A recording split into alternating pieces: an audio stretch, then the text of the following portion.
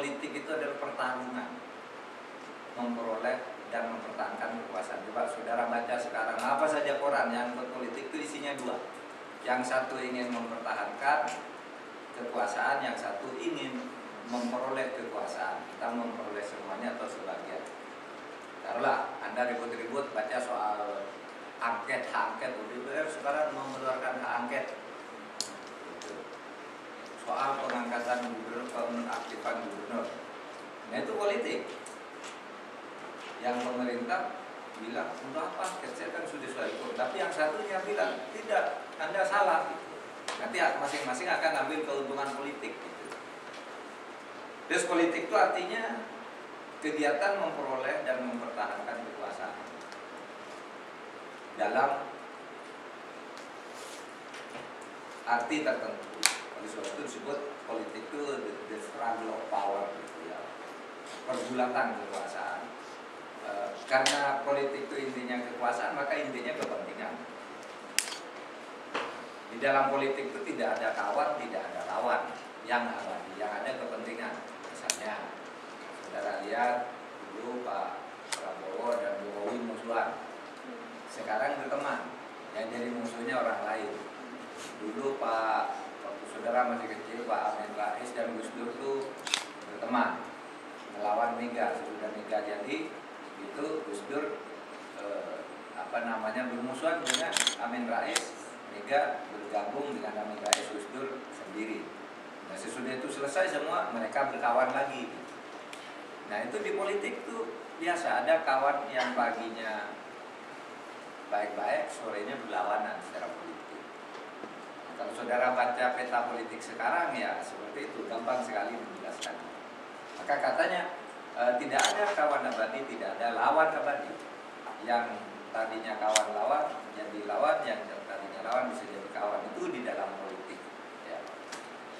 Nah oleh karena politik itu intinya kepentingan, maka dikatakan sering sekali bahwa kekuasaan yang kerap kali juga diartikan dengan politik atau produk dari sebuah pergulatan politik itu kekuasaan, konfigurasi kekuasaan itu dikatakan cenderung korup.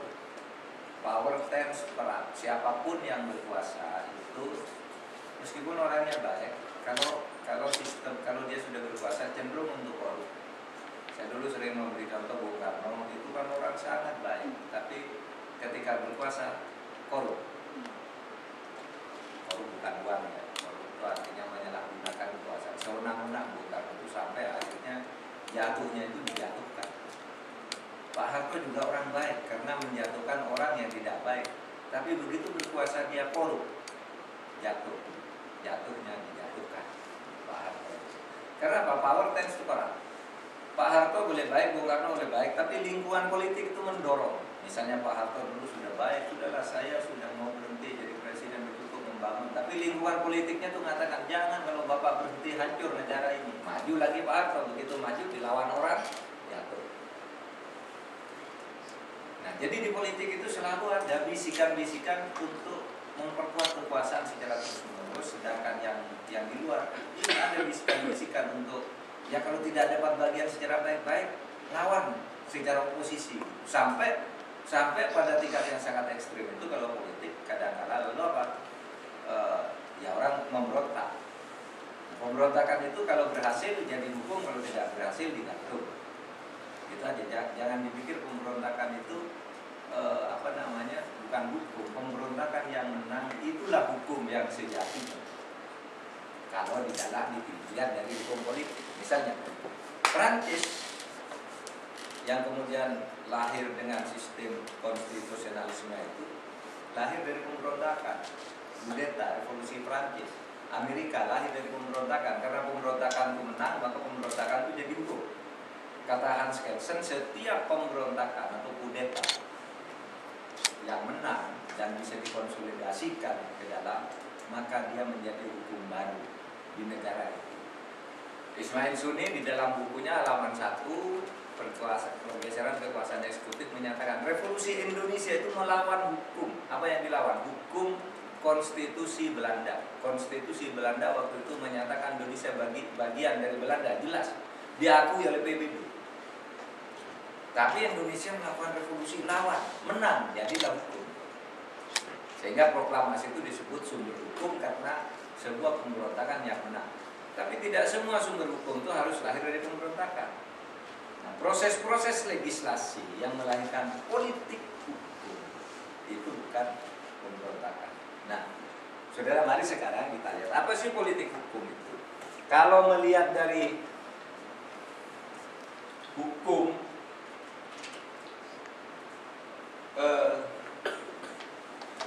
sebagai produk ini, politik hukum itu adalah legal policy.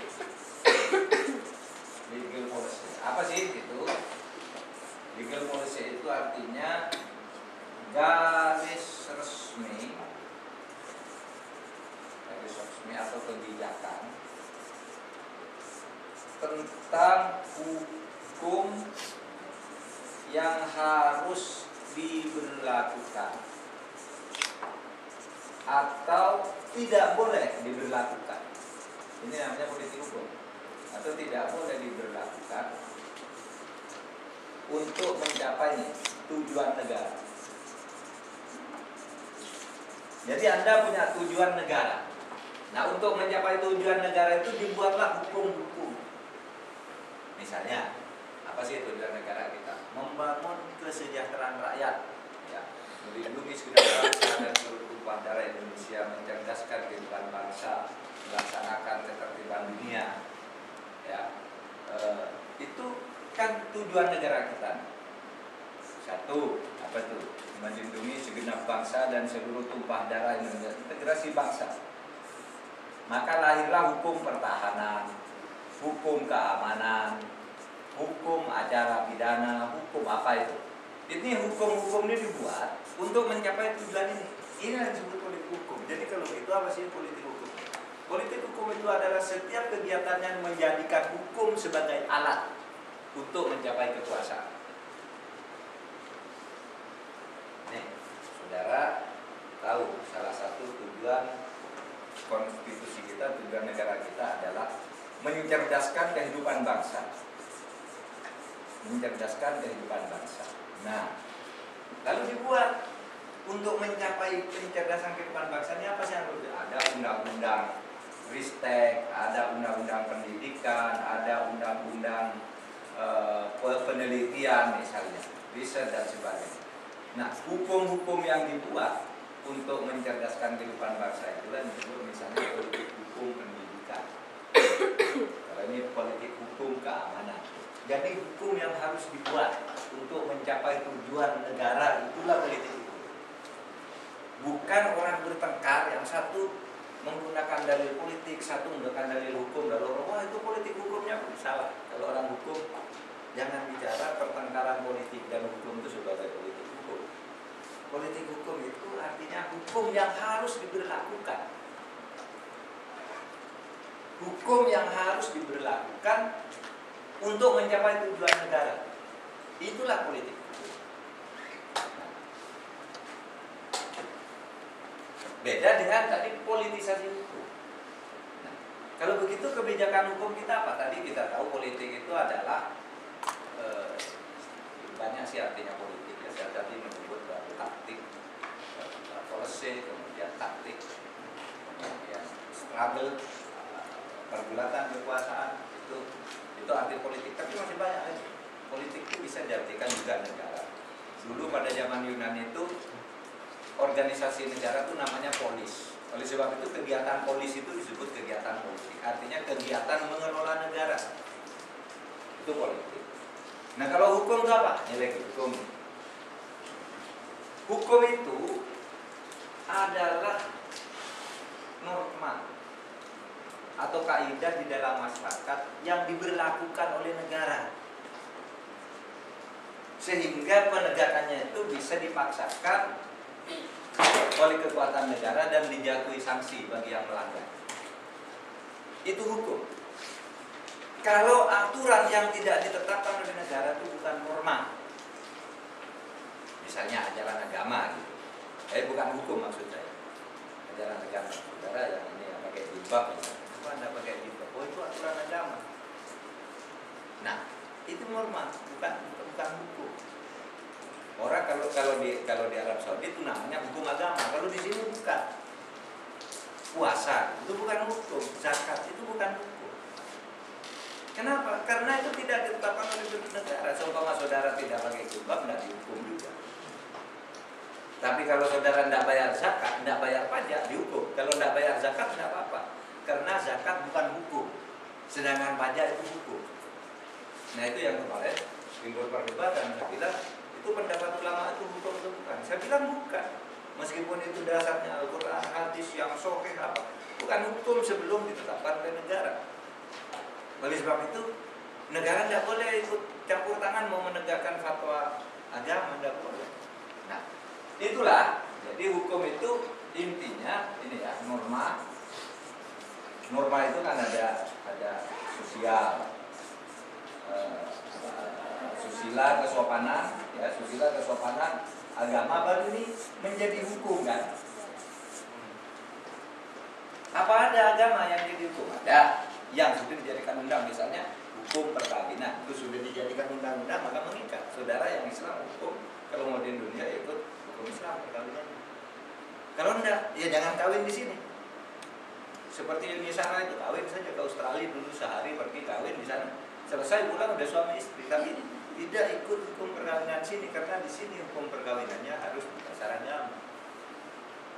Kok bisa? Ya karena itu sudah dijadikan undang-undang. Tapi kalau ajaran agama belum menjadi undang-undang, belum ditetapkan dalam proses legislasi, itu tidak bisa dipaksakan oleh negara. Nah, saudara, politik hukum itu artinya itu bicara tentang hukum yang harus diberlakukan untuk mencapai tujuan negara. Ini kalau lebih tinggi.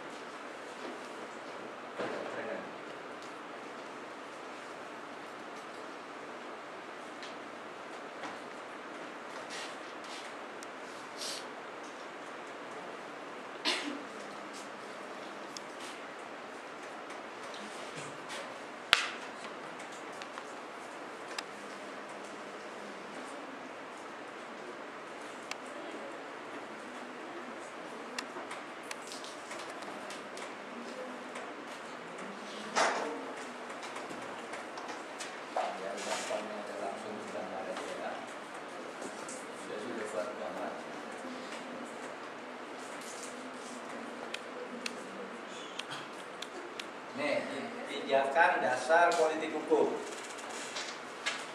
Saya akan ini aja. Jadi kita hidup bernegara itu, pertama kita punya cita-cita. Cita-cita bangsa Indonesia itu adalah masyarakat adil dan makmur berdasar Pancasila. Di mana itu didapatkan? Di dalam hati sanubari kita sebagai bangsa. Tapi kalau ditanya, apa dasarnya? Tidak ada. Setiap orang dulu ketika merdeka kita membangun masyarakat berdasar Pancasila yang adil makmur. Nah, cita-cita ini kemudian melahirkan tujuan. Nah, tujuan ini sudah tertulis di dalam konstitusi kita. Tujuan negara itu ada 4. Kemudian daripada itu untuk melindungi segenap bangsa dan seluruh tumpah darah Indonesia, memajukan kesejahteraan umum, mencerdaskan kehidupan bangsa dan melaksanakan ketertiban dunia. Inilah 4 tujuan negara. Nah, untuk mencapai tujuan inilah dibuat hukum. Di sini hukum pendidikan, hukum diplomasi, hukum apa. Hukum kita harus ke situ.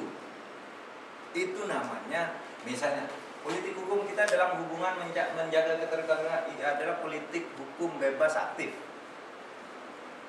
Untuk apa? Untuk mencapai tujuan negara melaksanakan ketertiban, politik hukumnya bebas aktif. Untuk memajukan kesejahteraan umum, politik hukumnya apa? Ekonomi kerakyatan. Nah, saudara, jadi di sini kemudian politik hukum yang bersumber dari tujuan negara inilah kemudian melahirkan apa yang disebut kita hukum Pancasila.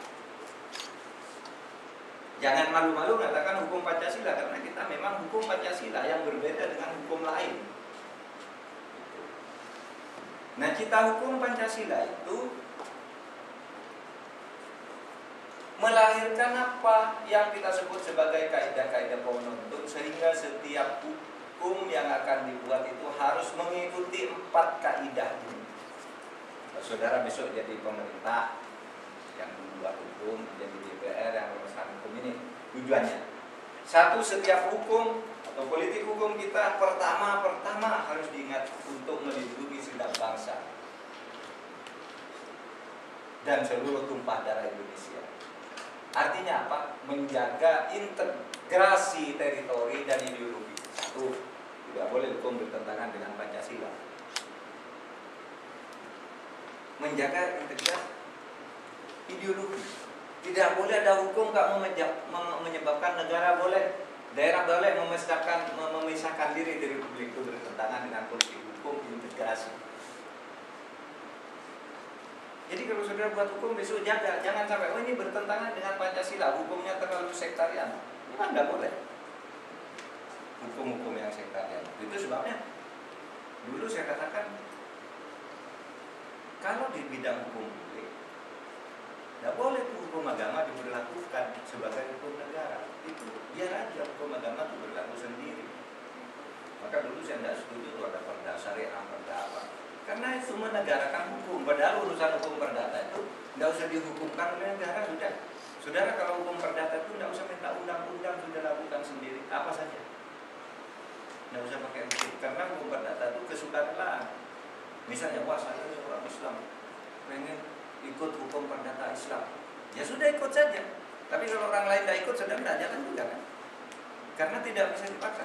Misalnya dalam hukum perdata Islam, kalau di dalam apa hukum resminya itu, kalau saudara melakukan jual beli harus bertemu satu tempat dan melakukan serah terima langsung. Itu hukum Islam dan ada di Al-Quran. Tapi kalau saudara ikut itu kan tidak bisa sekarang bertransaksi. Ya, saudara harus bertemu gitu beli. Enggak, sekarang saya pakai SMS beli sudah dikirim barangnya, tidak harus bertemu. Itu kan dalam hukum Islam itu ada namanya khiyar majlis. Kalau Anda bertransaksi bertemu gitu, enggak bertemu tidak sah. Tapi saudara kan tidak harus ikut hukum itu. Tapi kalau mau ikut, misalnya waduh demi keimanan saya ikut, ya lakukan aja kalau ada orang lain mau. Kalau hukum perdata itu pilihan, sukarela. Oleh sebab itu dalam hukum perdata itu kalau terjadi sesuatu lalu ada kesepakatan perdamaian selesai, saudara. Hukum perdata itu saudara ribut dengan Pak Mahfud pinjam uang dengan saya, katanya mau beli mobil saya dibawa, saya belum dibayar. Ribut, saudara ke pengadilan. Tapi kalau sudahlah, kamu kan mahasiswa saya, kamu aja lah direlakan ya, nanti kamu lulus dapat A gitu. Damai Pak, damai selesai. Selesai, itu perdata selesai, tidak apa-apa. Tetapi kalau pidana, tidak bisa. Misalnya saya membunuh adik saudara, gitu. Wah ini dosen saya, dimaafkan aja, nggak bisa. Karena lawan saudara bukan saya, tapi saya ini melawan hukum negara. Meskipun saudara memaafkan, saya tetap ditangkap. Itu bedanya hukum perdata dan pidana. Gitu. Kalau di Arab Saudi campur baur hukum pidana dan perdata, jinayah. Di sana orang melakukan kejahatan dimaafkan selesai, ditebus dengan uang selesai. Membunuh, gitu. Bukan karena membunuh kamu dikisos hukum bunuh, tapi keluarnya adalah tidak usah dibunuh asal bayar 8 miliar, nah, selesai. Kalau di Indonesia tidak boleh. Hukum pidana itu siapa yang melanggar hukum pidana itu berarti melawan negara dan melawan masyarakat. Musuhnya adalah negara dan masyarakat, sehingga orang per orang tidak boleh memaafkan. Kalau hukum pidana udah minta maaf selesai ya semua hukum. Kemudian orang berbuat zinanya minta maaf lagi, besok minta maaf lagi, besok minta maaf. Tidak boleh dalam hukum pidana itu, sudah prinsip. Kecuali dalam delik aduan. Ya, delik aduan yang menyangkut hak-hak yang sangat personal, itu misalnya ada suami istri berkelahi lalu suaminya dihajar gitu, lapor ke polisi, Pak saya dihajar sama istri saya. Gitu. Ini penganiayaan, ini visumnya. Istrinya bisa dihukum, bisa diproses. Tapi kalau suaminya udahlah damai, nah itu delik aduan, damai selesai, pulangkan sama polisi. Nah itu kalau delik aduan. Nah saudara, jadi politik hukum itu adalah kalau saudara besok membuat hukum, buatlah hukum yang melindungi segenap bangsa dan seluruh menjaga keutuhan teritori dan ideologi. Ideologi kita itu Pancasila, punya sistem hukum sendiri. Lalu yang kedua, politik hukum kita itu harus berjalan dalam upaya mewujudkan demokrasi dan nomokrasi. Hukum itu harus dibuat melalui proses-proses yang demokratis, dibuat oleh rakyat, dan juga demokratis tadi sesuai dengan ketentuan-ketentuan hukum. Sehingga di sini demokrasi dan nomokrasi itu satu paket. Kalau saudara lihat di Undang-Undang Dasar pasal 1, pasal 2 itu satu, kedaulatan berada di tangan rakyat dan dilakukan menurut Undang-Undang Dasar. Kemudian pasal yang ketiga itu Indonesia adalah negara hukum. Yang satu dikatakan kedaulatan berada di tangan rakyat itu demokrasi.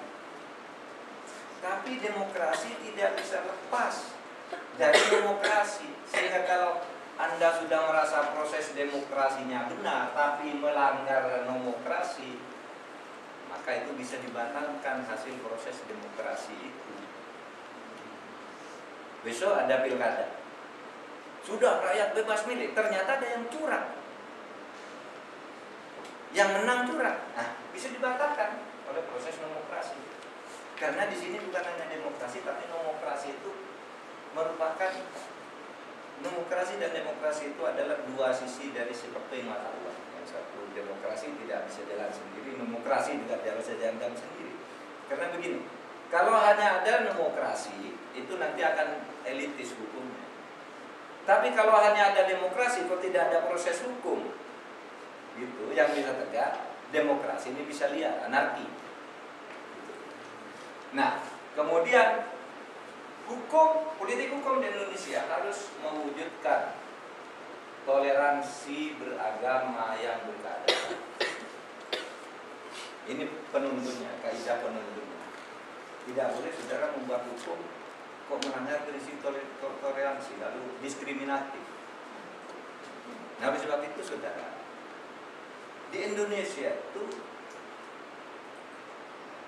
hubungan negara dan agama itu, negara tidak memberlakukan hukum agama, tetapi negara melindungi rakyatnya yang mau melaksanakan hukum agamanya sebatas menyangkut hak-hak pribadi, hak-hak peribadatan. Misalnya gini maksudnya, menurut agama orang naik haji itu wajib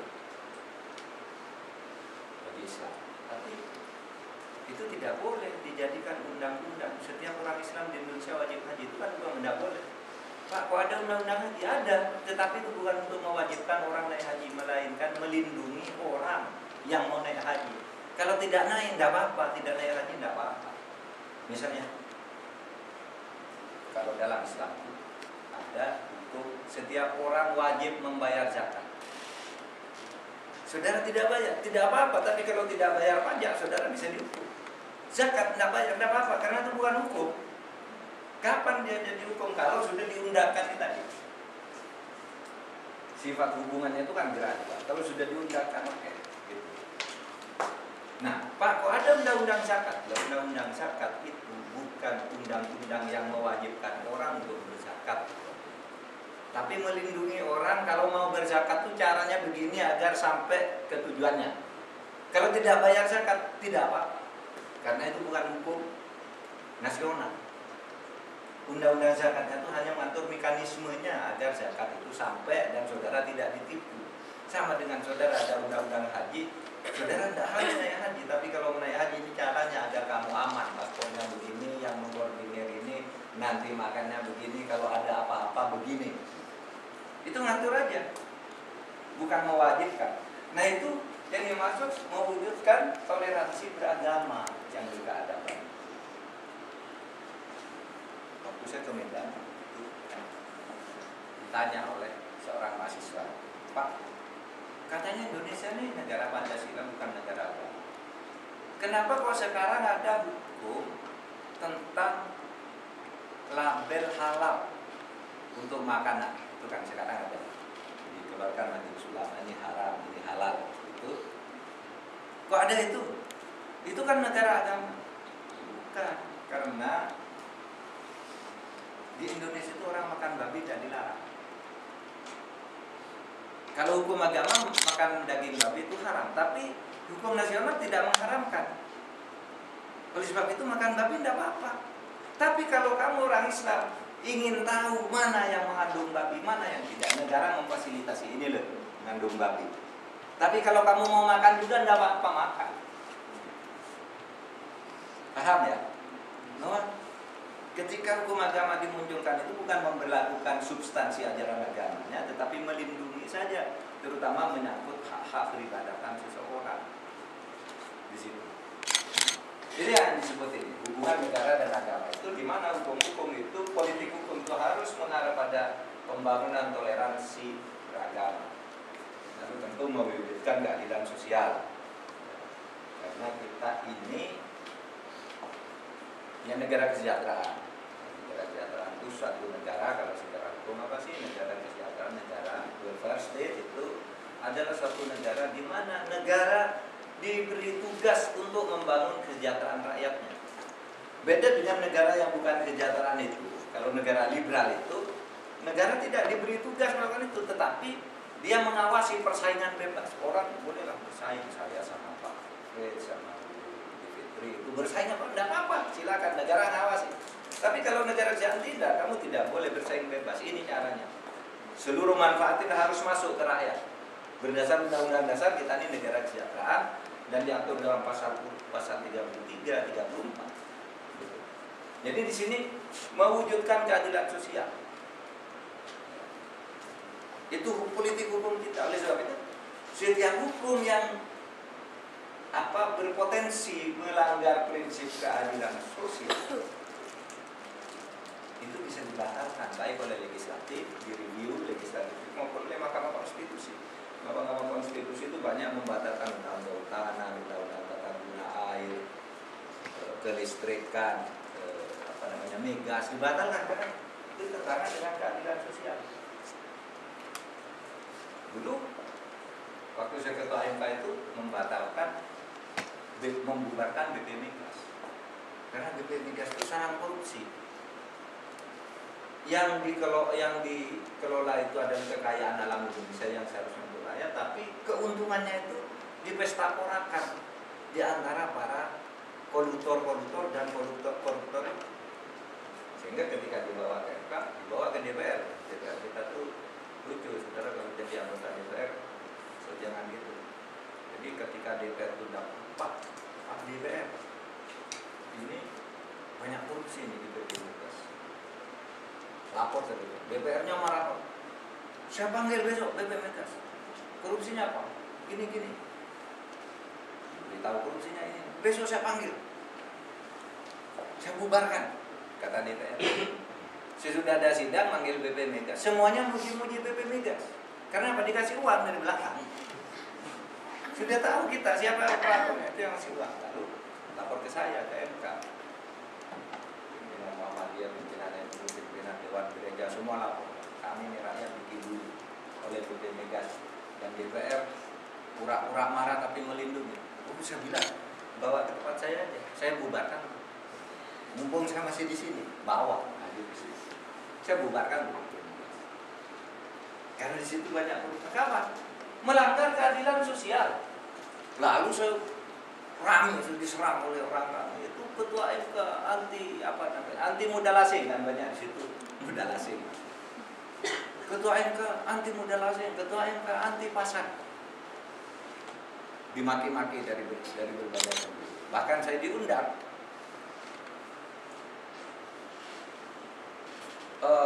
ke Singapura itu ada satu lembaga studi sangat terkenal, RSIS, Rajaratnam School of International Studies. Semua orang udah pidato di situ. Wiranto, Mega, Gus Dur, Yudhoyono, Prabowo, semua pidato di situ. Saya juga diundang karena ini. Suruh menjelaskan tentang konsep perekonomian di Indonesia dalam hubungannya dengan pasar dan modal asing. Saya dituduh, Anda ini anti modal asing. anti pasar, etatis. Saya datang ke sana, saya bilang, saya tidak anti pasar, saya orang Islam. Nabi saya itu hidupnya di pasar 33 tahun dulu hidup di pasar, masa saya mau anti pasar? Saya juga tidak anti asing karena saya tahu tidak mungkin negara itu mengisolasi diri. Saya anti ketidakadilan. Saya anti ketidakadilan. Oleh sebab itu, prinsip saya keadilan sosial di konstitusi kami sebagai negara kesejahteraan. Kalau Anda mau berdagang di Indonesia ya orang-orang asing, ikuti aturan-aturan dan harus adil. Kalau aturan kami yang tidak adil, kami yang batalkan. Dan ini buktinya saya batalkan. Nah itu cita hukum ya. Jadi 3 hukum kita, cita hukum Pancasila. Cita hukum Pancasila itu adalah satu cita hukum ya, yang sebenarnya kalau saya ini yang sebenarnya mengandung konsepsi prismatik. Prismatik ini istilah dulu yang ditulis oleh Frederick. Itu menulis itu ya tahun 61. Itu Frederick yang menulis Administration in Developing Countries. Dia melihat negara-negara Asia termasuk Indonesia sebenarnya menganut konsep prismatik. Apa itu prismatik? Prismatik itu adalah suatu konsepsi gabungan antara dua paham yang ekstrim yang sebenarnya bertentangan tetapi diambil sari-sari yang bagusnya disatukan. Itulah prismatik.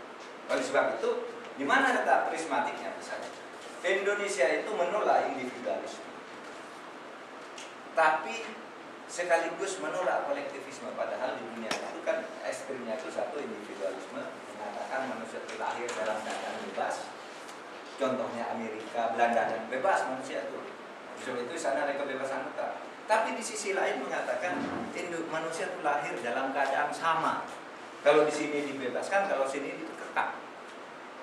Di dalam kepemilikan di sini kebebasan hak milik bebas sebebas-bebasnya. Anda boleh punya rumah di Amerika, punya apa boleh. Tapi kalau di sini orang dalam negeri pun penduduknya sendiri tidak boleh punya hak pribadi. Ini ekstrimnya. Nah, Indonesia ikut yang mana? Indonesia itu prismatik. Kita mengakui manusia itu fitrahnya lahir sebagai manusia yang diberi kebebasan untuk berkreasi, tapi pada saat yang sama kita mengakui manusia itu hanya jadi manusia kalau menjadi hidup di dalam lingkungan sosialnya. Tidak ada manusia bisa hidup sendiri karena kebebasannya. Disitulah kemudian muncul konsep negara Pancasila itu. Negara Pancasila itu tidak Barat dan tidak Timur, apa ya? Indonesia.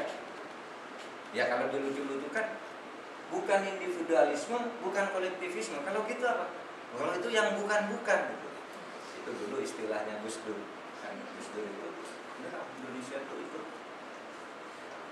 bukan individualisme, bukan kolektivisme, jadinya yang bukan-bukan. Ikut aja dong yang satunya. Gus Dur ngajak ke hak asasi manusia yang sifatnya individual. Ikut aja. Misalnya lagi, Indonesia itu apakah negara agama atau negara sekuler? Indonesia bukan negara agama dan bukan negara sekuler. Karena apa? Negara agama itu negara yang diatur oleh satu agama. Satu agama itu diakui sebagai agama negara, itu yang mengatur kehidupan bernegara. Yang lain harus ikut. Yang tidak beragama itu boleh hidup, tapi ini aturannya. Nah itu agama, negara agama. Contohnya Vatikan. Vatikan itu negara agama. Lalu Saudi Arabia itu negara agama. Di sini Katolik, Vatikan, di sini Islam. Saudi Arabia ini negara, pokoknya agama itu. Lalu ada di samping itu sekuler. Tidak ada urusan negara itu dengan agama. Agama itu urusan manusia pribadi-pribadi. Apa kamu mau apa? Beragama boleh, tidak beragama boleh, silakan. Nah, itu namanya sekuler. Nah, negara Pancasila itu negara berketuhanan. Yang di sini secara prismatik diartikan bahwa rakyat Indonesia itu bertuhan, tetapi tidak tunduk pada satu agama dan tidak diatur oleh satu agama. Semua agama yang diyakini dianut oleh rakyat itu diakui dan dilindungi. Di situ lalu agama memberi spirit terhadap kehidupan kita bernegara, akhlak, nilai-nilai moral, keluhuran budi. Nah itu kan diajarkan oleh semua agama. Tapi Indonesia bukan negara agama, tapi negara berketuhanan, itu iya. Gitu. Sekuler apalagi tidak sekuler. Ini orang sini disuruh atas nama Tuhan kalau menjabat. Rumah-rumah agama juga dibangun sedemikian rupa, difasilitasi oleh negara juga. Bukan negara sekuler, tapi juga bukan negara agama. Itu saudara, politik hukum juga harus begitu. Sehingga ketika dulu orang ribut, ya bilang saya di DPR waktu itu ribut, saudara tahu nih 2006, saudara masih kecil, masih di SMP kali atau SD. Nah, dulu ketika saudara masih di SMP atau SD itu, di Indonesia itu ribut, ada 22 daerah di Indonesia membuat apa yang disebut Perda Syariah. Perda Syariah itu adalah satu peraturan daerah yang mengatur bahwa di daerah itu hanya berlaku hukum Islam, atau fasilitas-fasilitas diberikan kepada hanya orang beragama Islam. Misalnya orang mau nikah itu harus sudah bisa baca Al-Quran. Orang mau sekolah negeri itu harus sudah hafal juz amma gitu. Pokoknya diberi syarat-syarat agama. Itu ada di 22 daerah berdasar hasil penelitian yang dilakukan oleh negara ini. Ribut, ini kan bukan negara agama, kenapa ada Perda Syariah? Ketika ditanya ke saya, ya itu salah Perda Syariah. Bagi saya itu salah. Karena kalau syariah dalam arti hukum publik itu tidak boleh berlaku gitu. Tapi kalau dalam arti perdata, tidak perlu perda, sudah berlaku kok. Apa coba urusan hukum perdata yang Islam yang dilarang di Indonesia ini dilakukan? Dan boleh kalau saudara mau lakukannya. Tapi kalau yang hukum publik menyangkut anggaran negara kepada rakyat, pembagian anggaran negara dan fasilitas negara kepada rakyat, itu tidak boleh mengistimewakan satu agama. Perda syariah menurut saya itu tidak boleh. Waduh, rame kan ini. Pak Mahfud di mana? Di DPR rame kan. Lalu saya masih ingat ini Pak Menteri Agama yang sekarang itu, waktu itu ya, sekarang sudah tidak. Waktu itu termasuk yang bicara keras di forum.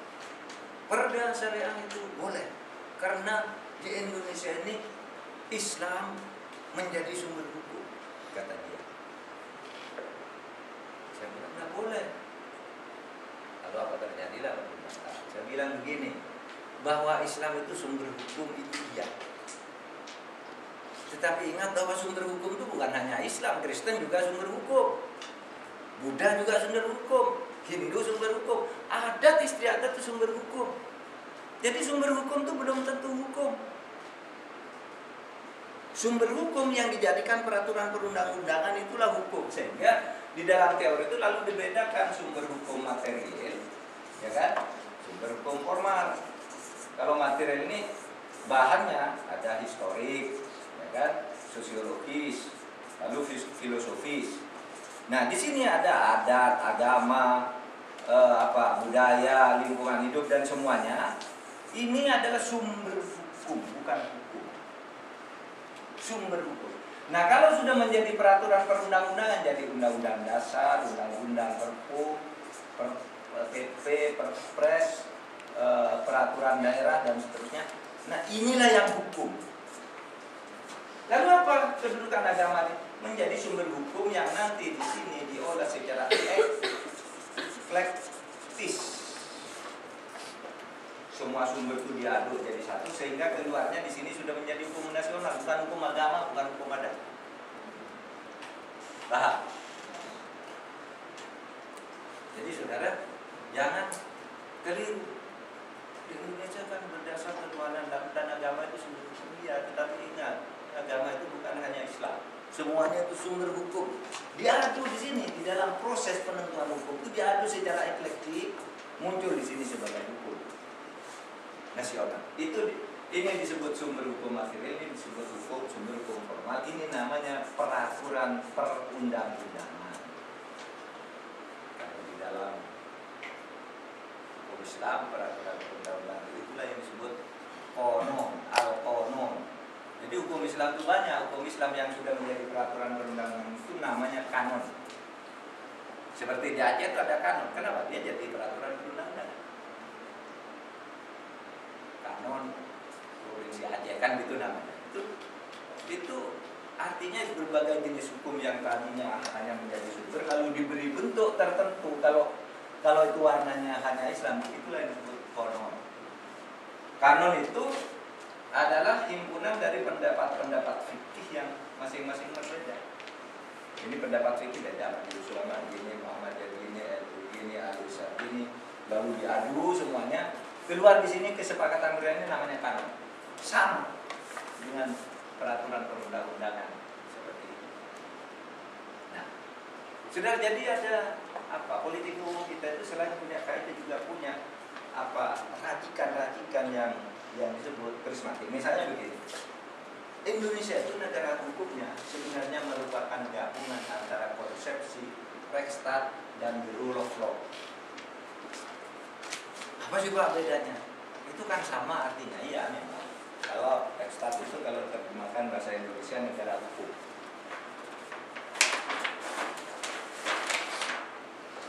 Rechtsstaat itu negara hukum itu bahasa Beranjarnya Rechtsstaat. Sedangkan bahasa Inggrisnya biasanya disebut rule of law. Itu negara hukum sama. Tapi meskipun ini istilahnya bahasa Indonesia, bahasa Arab, bahasa Inggris dan bahasa Belanda, ini beda filosofinya, beda. Oleh sebab itu saya katakan, apakah Indonesia itu menganut Rechtsstaat? Tidak. Apakah tidak menganut Rechtsstaat? Ya tidak juga, artinya bukan menganut, bukan tidak menganut. Karena punya konsep sendiri, begini. Bedanya di mana? Saya katakan prismatik, Pancasila ini ketemu di tengah. Yang paling gampang, Rechtsstaat itu adalah konsep civil law. Sedangkan ini common law. Di civil law itu yang dikatakan hukum adalah harus tertulis. Sedangkan sini hukum itu bisa dari kebiasaan aja, dari konvensi.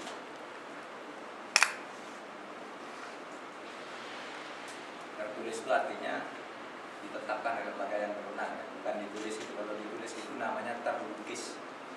Kalau tertulis dalam hukum itu artinya ditetapkan oleh lembaga yang berwenang menetapkan. Misalnya DPR menetapkan Undang Nomor 1 Tahun 74. Itu namanya tertulis.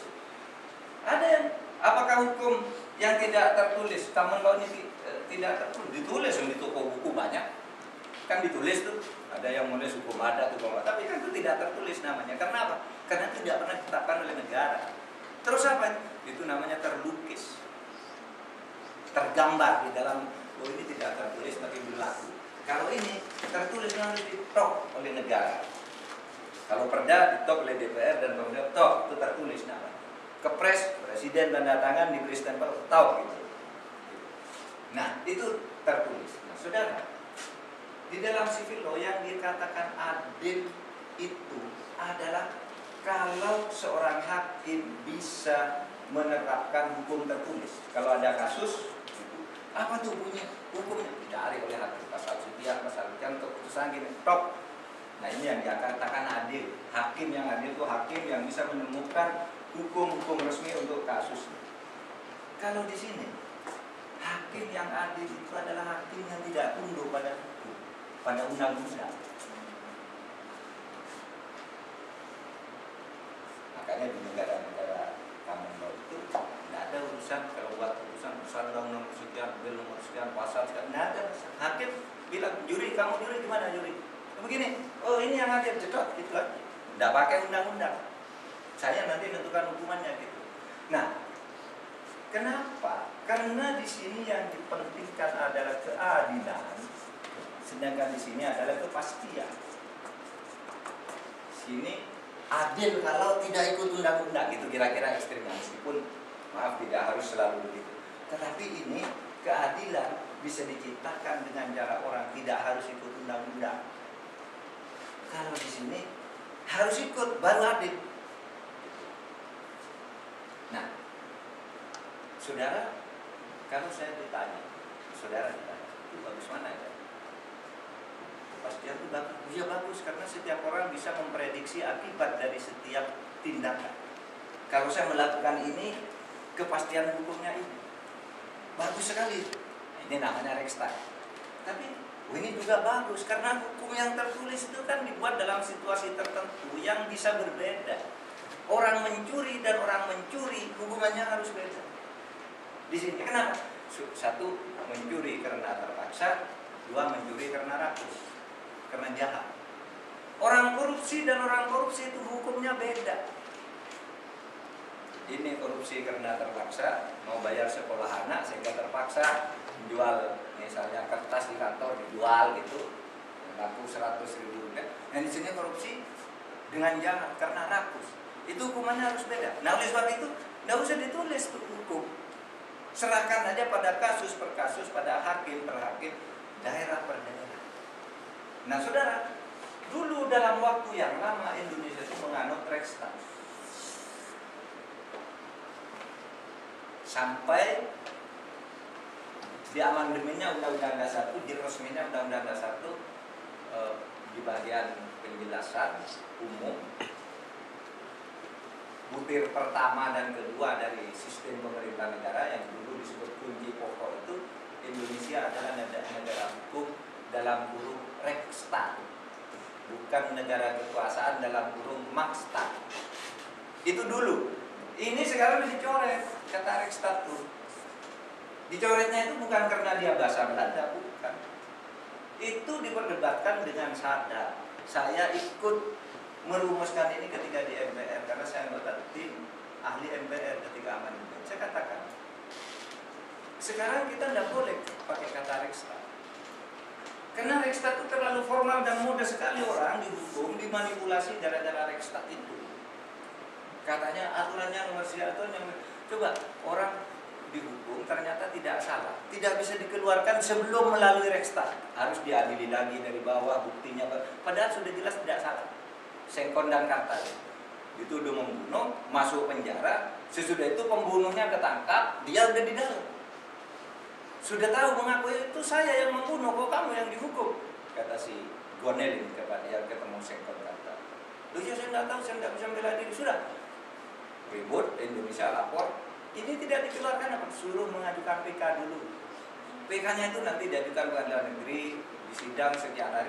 Padahal ini sudah jelas tidak bersalah. Kenapa itu? Demi kepastian katanya. Aturan hukum acaranya itu begitu.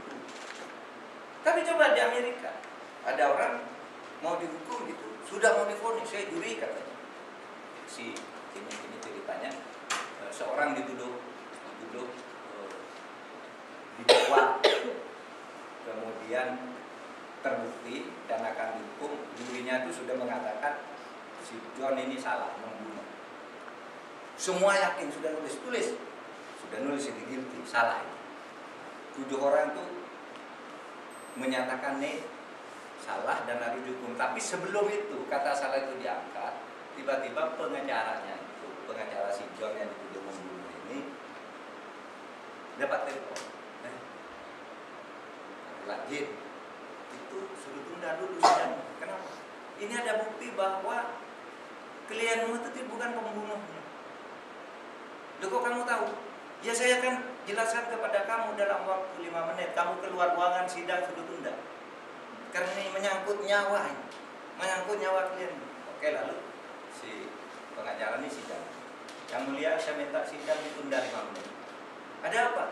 Ini ada bukti baru yang sangat menentukan sebelum hukuman dijatuhkan. Apa kata hakim?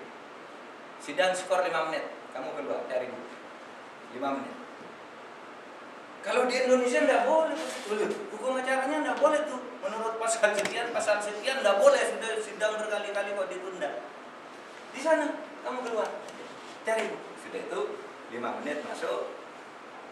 Apa yang mau kamu katakan? Kata hakim itu kepada apa yang mau yang mau saya katakan. Saya tidak mengatakan apa-apa, saya hanya panggil John, lempar tongkat sama dia. John, tangkap, tangkap dengan tangan kiri, tak. Katakan, ini tangkap lagi, dilempar ke sini, balik dia, ambil tangan kiri lagi, tak. Sampai 3 kali tangan kiri. Lalu dia bilang kaki, yang mulia, klien saya tidak salah. Kenapa? Karena dia kidal. Sedangkan hasil visum dokter, dia yang terbunuh ini dipegang dari belakang lalu digorok dengan tangan kanan sehingga luka korban itu dari sini. Kalau klien saya yang membunuh pasti begini, yang luka apa di sini. Panggil dokter, kok benar begini? Ya benar, kata dokternya. Terus diperiksa tanya, betul tidak? John, sekarang juga kamu bebas, keluar, bebas. Nggak usah pakai PK, nunggu 5 bulan, 6 bulan gitu, nggak usah. Itu PK itu kan di sini, di civil law ini. Di common law nggak ada. Nah, itulah sebabnya saya begini aja. Di Indonesia itu, Indonesia adalah negara hukum saja. Nggak usah disebut Rekstad, nggak usah disebut darurat. Manakala diperlukan, kita bisa bertindak di sini dan mengutamakan pada hukum-hukum tertulis itu agar ada kepastian. Tetapi dalam hal tertentu, kita harus berani menerobos ini, keluar dari pasal-pasal yang mengekang itu, karena sebenarnya pasal hukum itu adalah pasal kehidupan. Apa kata Iwan? Masuk ke sini. Itulah sebabnya dulu saya merobos waktu jadi ketua MK, dilarang membatalkan hasil pemilu. Nggak bisa, saya bilang. Apa gunanya ada pengadilan kalau nggak dibatalkan pemilu? Batal. Menurut undang-undang, yang bisa membatalkan itu hanya KPU dan dilaksanakan sendiri. Nggak bisa. Kalau nggak bisa dilantik. Akhirnya kan bisa. Berjalankan hukum itu. Konsep terstruktur, sistematis, masif itu. Berjalan. Sekarang dibunuh lagi. Padahal undang-undang dasarnya sudah mencoret istilah asing ini. Undang-undang dasar kita tidak ada kata Rekstad, tidak ada.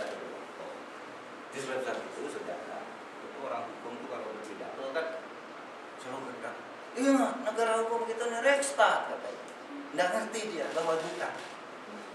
Di LC di mana, bahkan pejabat juga itu Rekstad di mana tuh kata Rekstad sudah dicoret dari tata hukum kita. Negara hukum gitu aja, itu lebih bagus daripada Rekstad. Kenapa? Karena kita menganut konsep prismatik.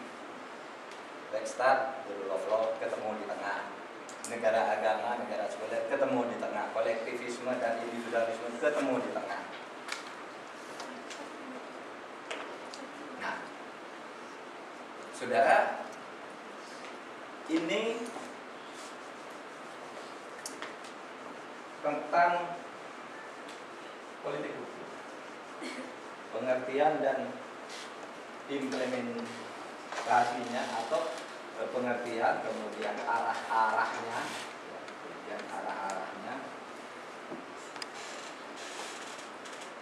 kaidah penuntutnya, dan kemudian bagaimana implementasi ini. Kalau kita mau membuat politik hukum untuk mencapai tujuan negara, maka ada 3 hal penting yang harus diperhatikan. Satu, kita membangun isi hukumnya, aturan-aturannya. Ini ya. Aturannya apa sih yang mau dibuat? Oh, kalau pilkada itu untuk di Jakarta yang menang itu hanya yang di atas 50%, baru selesai pilkada. Itu namanya isi aturan.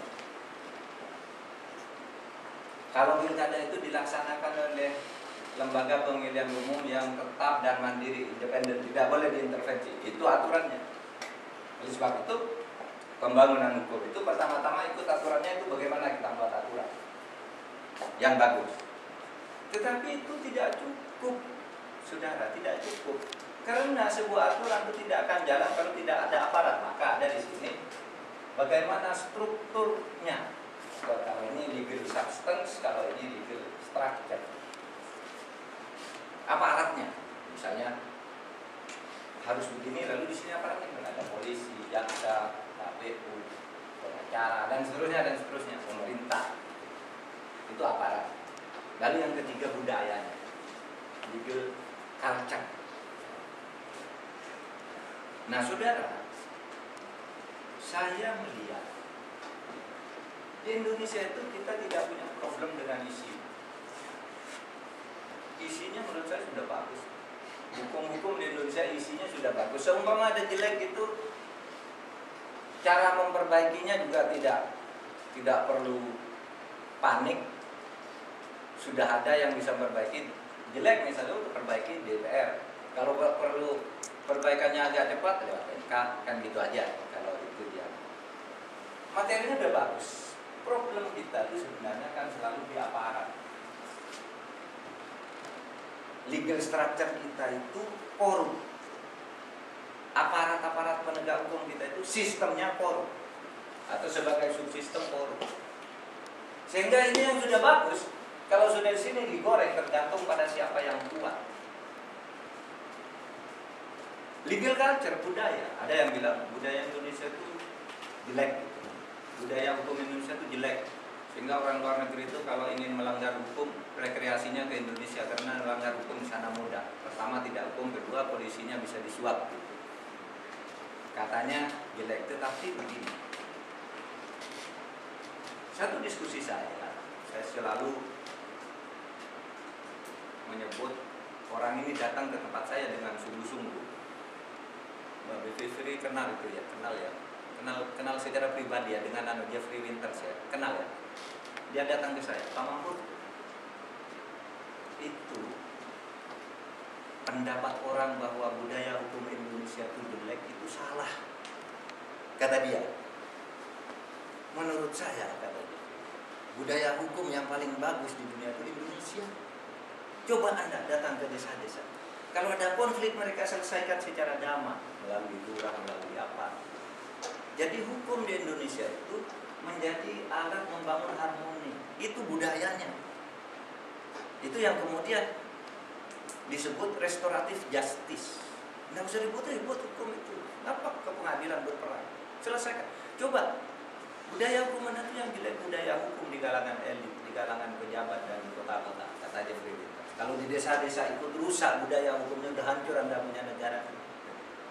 Orang sudah bikin hukum sendiri dengan pemimpin-pemimpin yang kayak gini. Tapi karena budaya hukumnya bagus, penuh kearifan, maka Indonesia itu budaya hukumnya tidak boleh dikatakan jelek. Saudara, sekarang mari kita lihat materi hukum. Politik hukum itu kalau dalam arti materi pada zaman Bung Karno, tahun 45 sampai dengan tahun 60, politik hukum kita itu politik hukum spontan.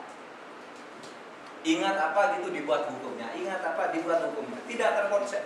Sehingga lahir undang-undang centang berenang. Di Solo ada undang-undang pemilihan umum kota Solo. Di Jogja tahun 48 undang-undang pemilihan umum daerah Yogyakarta. Loh kok di daerah kok ada undang-undang? Gitu kan? Kenapa tidak disebut perda? Bung Karno mengeluarkan Inpres, mengeluarkan Penpres, masih mengeluarkan undang-undang lagi. Ini apa? Kacau balau politik itu. Maka sejak tahun 60 itu kemudian dibuat terkonsep. Tidak boleh spontan. Pertama Bung Karno membuat TAP MPRS nomor 1 dan nomor 2 tahun 60 ya, tentang garis-garis besar pola yang nomor 1 itu Manipulus Deck. Itu sebagai seperti pedoman di DHN. Lalu yang kedua itu garis-garis besar pola pembangunan nasional semesta berencana 9 tahun 61 sampai 69. Terkonsep artinya apa? Mau membangun itu sudah ada konsepnya. Kalau dulu sebelum itu spontan. Nah, karena terkonsep, saudara, kemudian di zaman sekarang pada saat ini kita punya Propernas, Program Pembangunan Nasional, dan PDPR, jangka panjang menengah. Itu konsep semuanya. Konsep itu hukum diarahkan ke sana, hukum hak asasi manusia begini, hukum pertahanan ini, masuk di sini semua. Jangka menengahnya akan dicapai ini, jangka pendeknya itu namanya prolegnas. Politik hukum itu kalau Anda mau tahu, yang paling gampang politik hukum itu dilihat di prolegnas. Program legislasi nasional. Nanti saudara buka di internet, buka itu ke dpr.go.id, lalu panggil prolegnas itu, saudara kan, oh prolegnasnya ini ada 160 hukum undang-undang yang akan dibuat. Itulah contoh politik hukum. Hukum yang akan dibuat untuk mencapai tujuan negara, itulah politik hukum. Jadi kalau saudara ingin tahu politik hukum kita di bidang hak asasi gimana Pak sekarang? Bukan di prolegnas. Apa Pak yang akan dibuat 5 tahun ke depan? Bukan prolegnas. Ya. Kalau begitu apa itu prolegnas? Prolegnas itu daftar hukum dalam bentuk undang-undang yang akan dibuat dalam periode tertentu untuk mencapai tujuan negara. Ya gini. 1 hukum tentang HAM, 2 hukum tentang tanah, 3 hukum tentang apa. Ini mau dibuat selama 5 tahun pemerintahan Joko Widodo dan DPR yang sekarang. Nah ini dibuat sini. Nah kalau saudara ingin tahu, inilah politik hukum kita. Nah, daftar politik hukum itu adalah daftar. Prolegnas itu adalah daftar tentang hukum dalam bentuk undang-undang yang akan dibuat selama 5 tahun yang dipecah-pecah nanti setiap tahun lagi. Itu namanya prolegnas. Oleh sebab itu, prolegnas kita apa? Oh, yang tahun ini apa? Ini prolegnas prioritas namanya. Kalau yang sekarang ini, yang berlaku pada tahun ini akan dibuat namanya prioritas tahun ini. Nah, itulah sebuah prolegnas. Prolegnas itu mempunyai 2 fungsi yang nanti bisa dijaga di politik hukumnya agar konsisten dengan politik hukum itu. Prolegnas itu mempunyai 2 fungsi. 1, prolegnas itu menjadi potret tentang isi hukum yang akan dibuat. Saudara ingin tahu hukum apa yang akan kita buat? Politik hukum kita tuh seperti apa? Oh seperti itu. Lihat di prolegnas.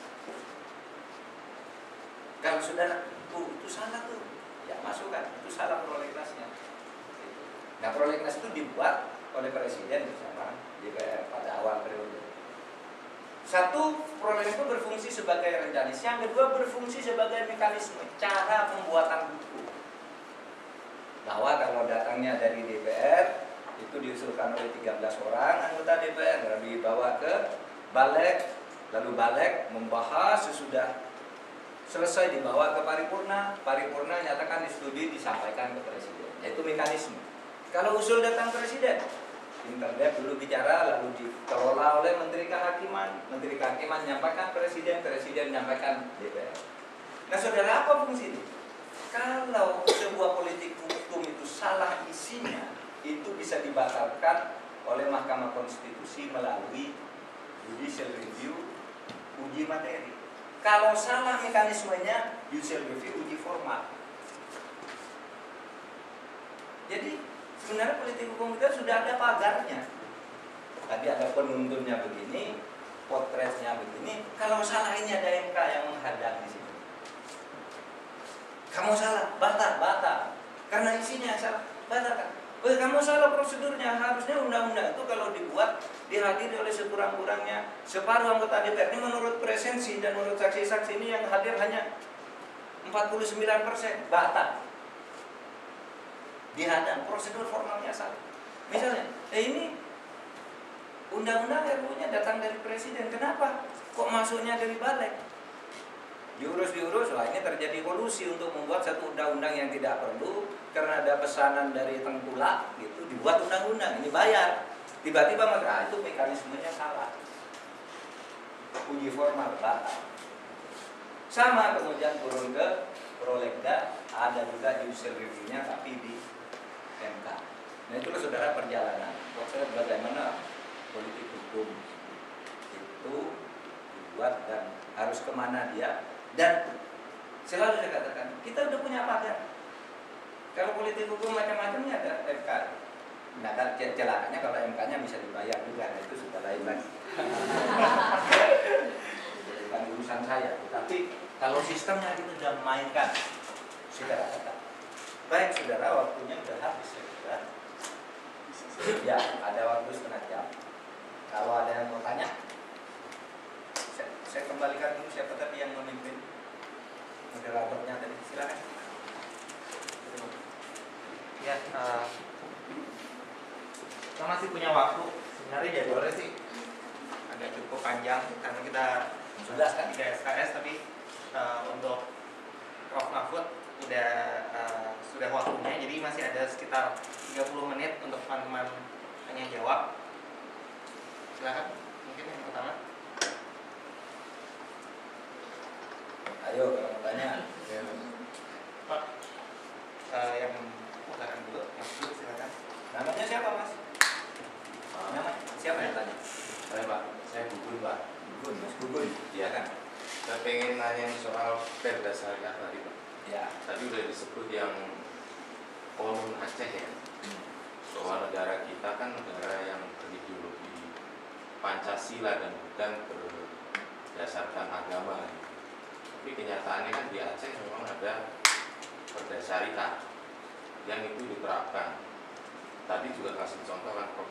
bahwa dalam agama Islam ada ajaran berjilbab, tetapi Indonesia tidak mengharuskan jilbab. Tapi kenyataan di Aceh orang dirazia karena tidak pakai jilbab.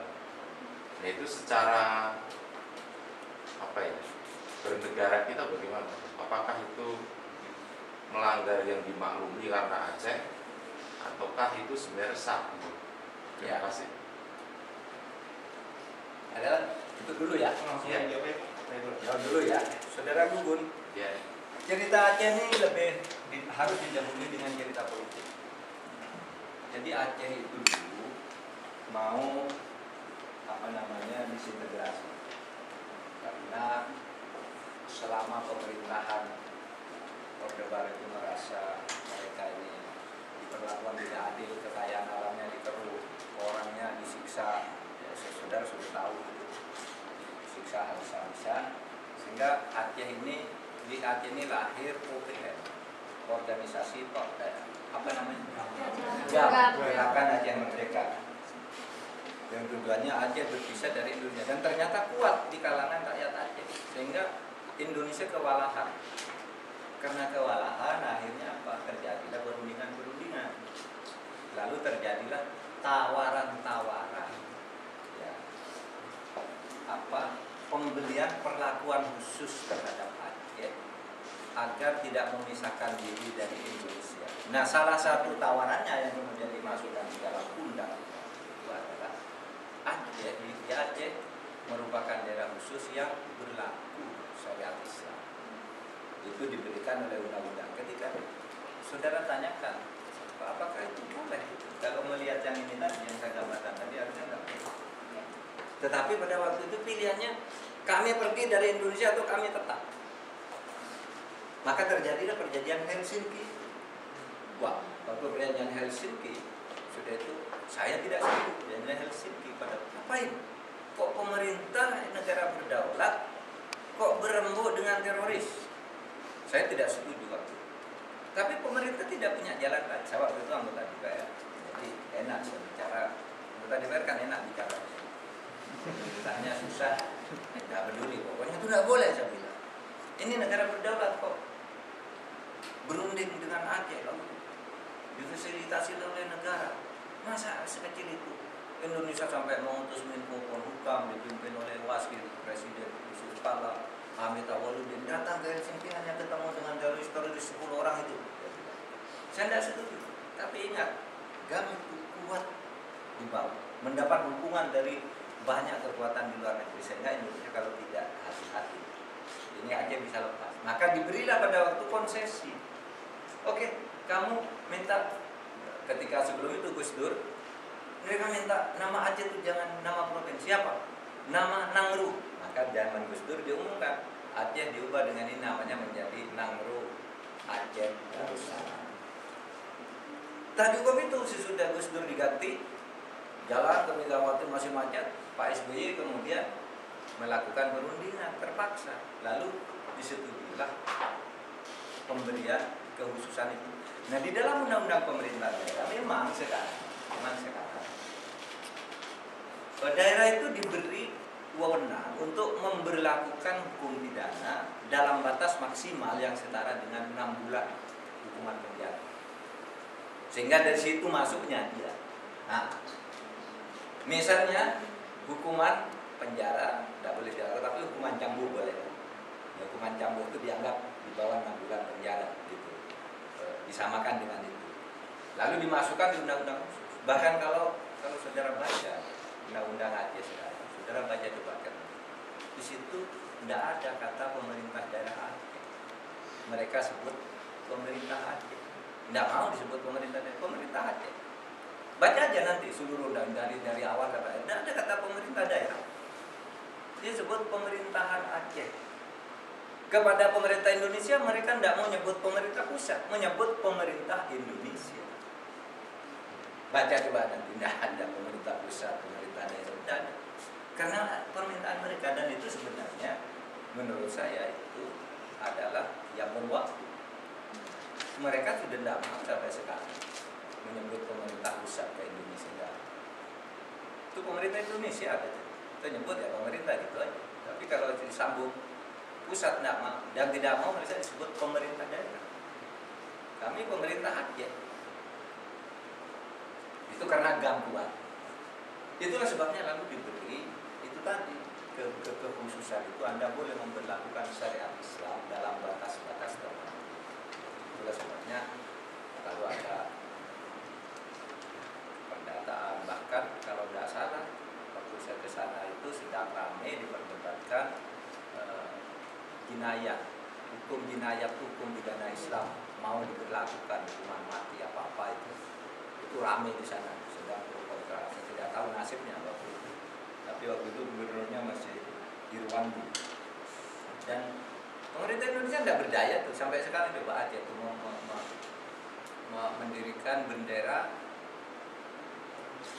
Aceh di depan kantor gubernur, menggantikan bendera merah putih.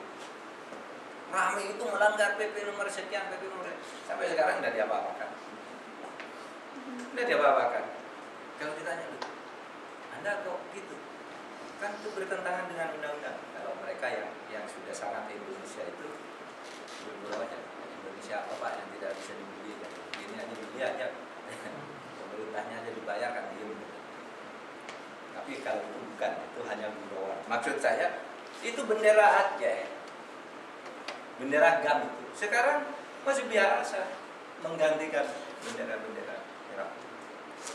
Oleh sebab itu harus hati-hati, karena kalau aja itu mau lepas, ya kalau berdasar ratifikasi kita terhadap konvensi internasional tentang hak sipol,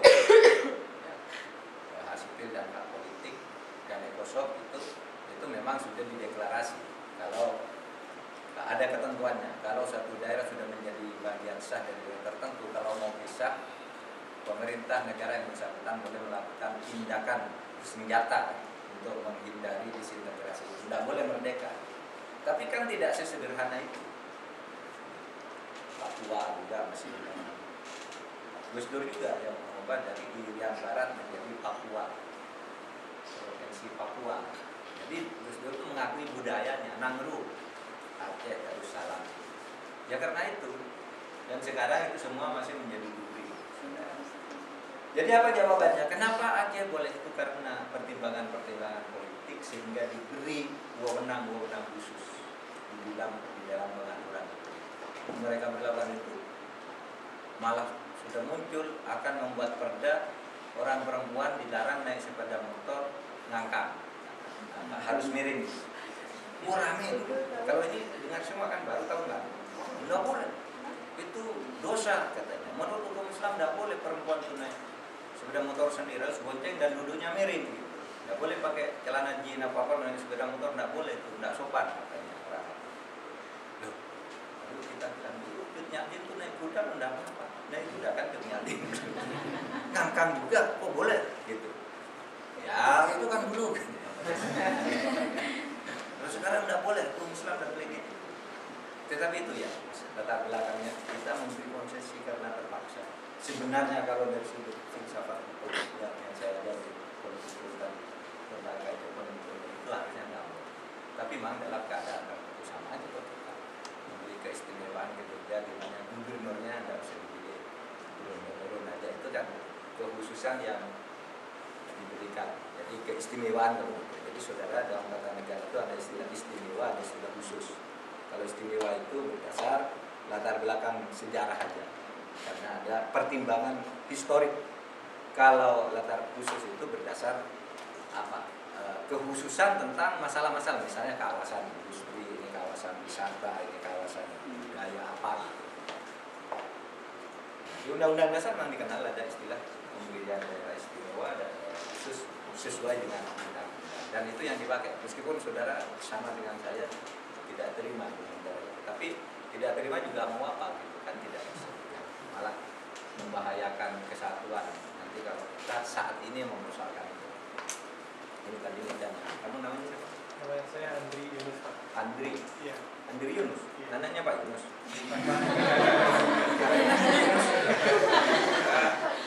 Namanya Pak Yunus Hussein. Ya, silakan. Dalam buku Bapak yang juga merupakan pengembangan disertasi doktoralnya yang berjudul Politik Hukum di Indonesia, Bapak menyasar 3 produk hukum, 3 produk politik hukum agraria, pemilu dan otonomi daerah dari zaman Soekarno hingga Pak Soeharto. Nah, 93. ya, 93. Nah, apa yang melatar belakangi Bapak membahas ketiga perkembangan produk hukum tersebut, dan bagaimana Bapak bisa menjelaskan itu semua? Ya. Baik, Saudara Andri.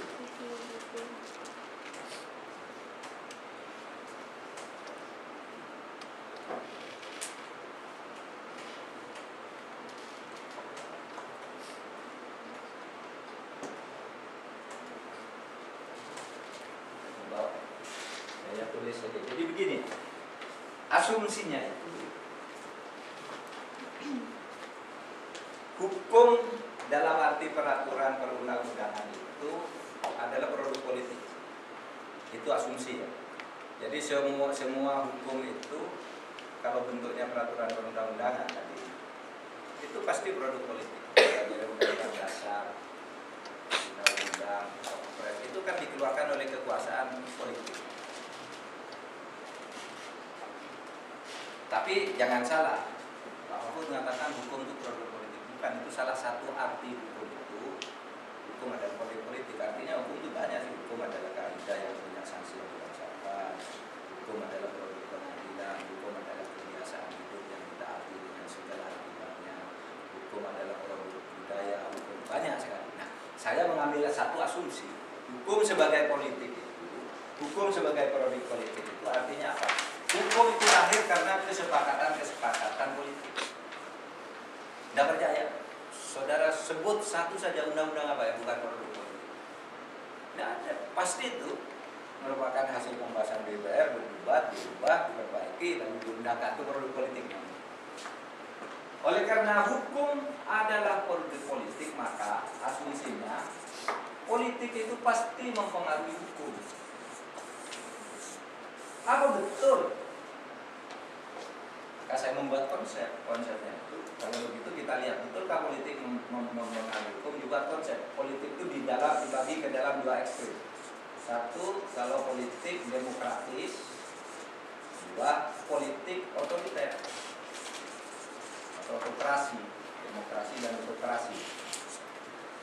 Hukum juga begitu. Ada hukum di dalam teorinya itu ada yang disebut hukum responsif, ada yang disebut hukum ortodoks.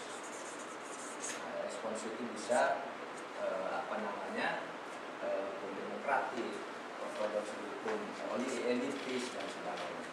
Nah, dalam pikiran saya, karena hukum adalah produk politik, maka tidak mungkin kalau politik demokratis itu melahirkan hukum ortodoks. Kalau demokratis pasti hukumnya ke sini. Tidak mungkin ortodoks. Sama kalau politiknya itu autokratis, tidak mungkin lahir hukum yang responsif. Pasti yang lahir hukum yang ortodoks kalau politiknya itu tidak demokratis. Itu asumsinya. Saya teliti. Benar-benar juga ternyata. Saya teliti. Tidak juga ya, itu Bung Karno dulu otoriter, tapi lahir hukum-hukum yang bagus. Pak Harto lahir hukum-hukum yang ortodoks, tapi juga ada dalam hal tertentu bagus. Kalau begitu salah di asumsi. Tidak dulu. Yang dipecah lalu hukumnya. Apakah ini? Nah, saya ambil 3 contoh. Coba saya ambil contoh. Coba hukum tentang pemilu. Coba hukum tentang Pemda. Coba hukum tentang agraria. Nah, saya teliti nih, pasal per pasal, sejarahnya, politik hukumnya, perdebatan politiknya untuk menjadi hukum, saya teliti. Sehingga pada akhirnya begini kesimpulannya. Kesimpulannya itu, pada saat politik demokratis, lahir hukum responsif. Pada saat politik otoriter, lahir politik ortodoks. Kecuali untuk hukum perdata. Nah, contoh hukum perdata ini agraria ini. Hukum agraria itu lebih banyak mengatur soal keperdataan. Tetapi di semua zaman ini responsif. Di zaman otoriter responsif, di zaman demokratis responsif. Kenapa kalau begitu? Oh, kalau begitu pengaruh politik terhadap hukum itu mempunyai hubungan dengan soal hukum-hukum yang terkait dengan hukum publik. Nah, kalau sudah tanya kenapa pemilu, kenapa Pemda, kenapa agraria, ini untuk menentukan derajat sensitivitas keterpengaruhan politik. Kalau hukum perdata tidak terpengaruh oleh politik dalam arti kekuasaan, itu hukum perdata itu berkembang sendiri kok, jalan responsif sendiri. Seperti saudara sekarang coba saudara buka dompet gitu, ada kartu kredit atau kartu ATM atau apa, itu kan berkembang sendiri di dalam seluruh proses politik otoriter atau tidak, dan itu responsif karena mempermudah saudara dalam menerapkan hukum keperdataan. Tapi coba saudara mau bicara hukum yang menyangkut pemilu, ada soal kursi berapa jumlah kursi, dapilnya di sana kau tuju, di sini kau tuju, ribut lagi. Kenapa? Ini dipengaruhi oleh politik. Apa? Kalau begitu, apa yang dipengaruhi oleh politik itu yang paling sensitif adalah masalah-masalah yang disebut gesas, perholding. Hal-hal yang berkait dengan distribusi dan pengaturan kekuasaan itu kental pengaruh politiknya. Siapa yang paling dominan, dia yang paling menentukan. Oh, ini tidak boleh begini nih. Tapi yang punya politik punya pandangan lain, ditabrak ini. Hukumnya ini ditabrak. Karena dipengaruhi oleh siapa yang pegang kekuasaan, pembuatan hukum maupun penegakannya. Tapi kalau urusan perdata, wah, hukum perdata apa aja masuk langsung gitu, tidak ada urusan. Rakyat suka yang mana, silakan gitu.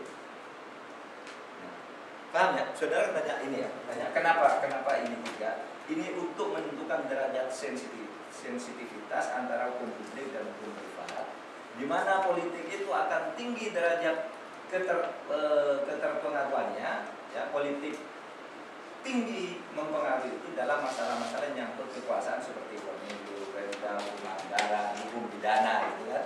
Nah, hukum subversi itu kan selalu cenderung diberlakukan oleh penguasa. Gitu. Dipakai, dicari gitu, oleh penguasa. Orang mau tidak subversi dicari pasalnya agar ketemu orang itu agar dihukum. Oke? Cukup? Cukup ya?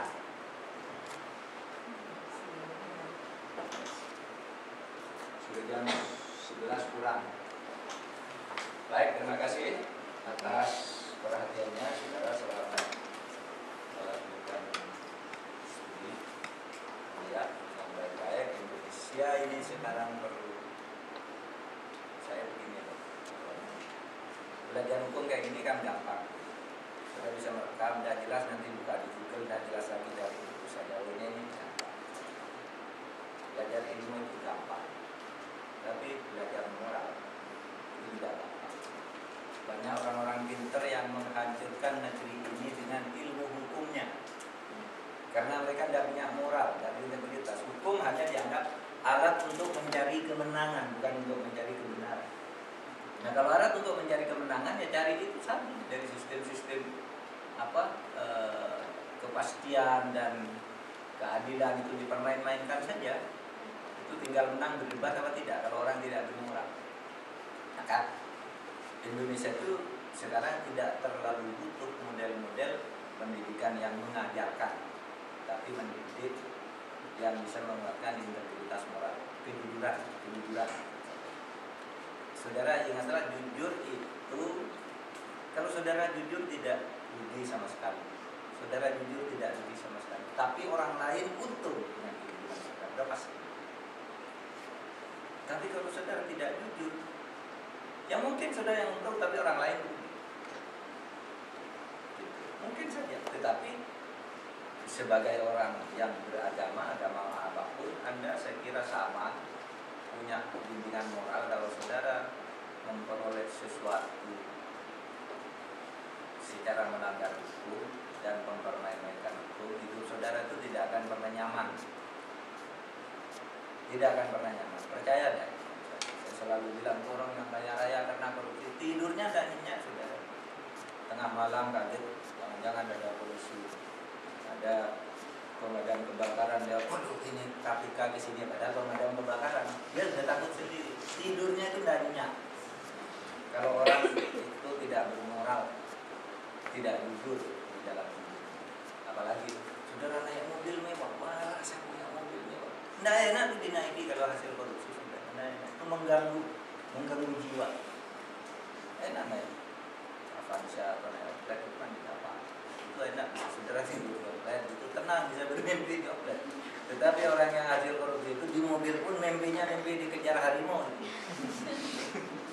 Dan saudara, belum lagi nanti kalau sudah pensiun takut lagi diketahui orang, anaknya lagi berebutan warisan, lalu ketahuan lagi bahwa dulu hartanya tidak bersih macam-macam. Kan lebih baik cari ketenangan dalam hidup dengan berusaha mengerti. Ilmu hukum lebih gampang. Saya kira saudara bisa lebih cekatan daripada saya untuk belajar ilmu hukum, karena saudara mungkin lebih lihai memakai IT untuk menemukan apapun kita disusun. Tapi kalau moral itu tidak bisa dirancang dengan IT, bisa dikejar. Saudara harus mulai itu dari kesadaran di bangku kuliah ini, ruang yang begini, maka kenanglah di suatu saat. Saya pernah ada di ruang kuliah itu dan mendengar seperti itu dikatakan Bapak. Itu suatu saat kalau saudara besok menjadi orang besar, 10 tahun, 20 tahun lagi, tolong Anda lebih baik mencari ketenangan dan membangun kejujuran dalam seluruh kehidupan. Itu saja. Terima kasih. Assalamualaikum warahmatullahi wabarakatuh.